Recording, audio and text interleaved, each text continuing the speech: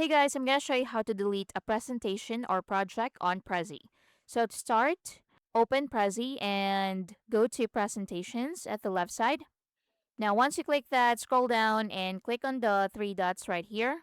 Then look for move to trash, then click on that. Then confirm the action. So tap on move to trash to delete it.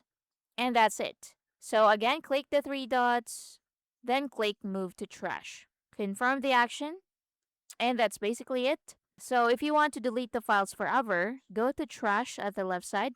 So here you'll see all your deleted files.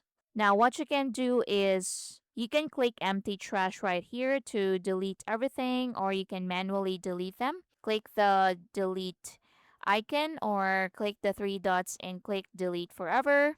If you want to restore it, just click restore and it will be restored. So let me click the three dots and click delete forever. Confirm the action, and that's it. So if you want to restore it, click the three dots and click restore.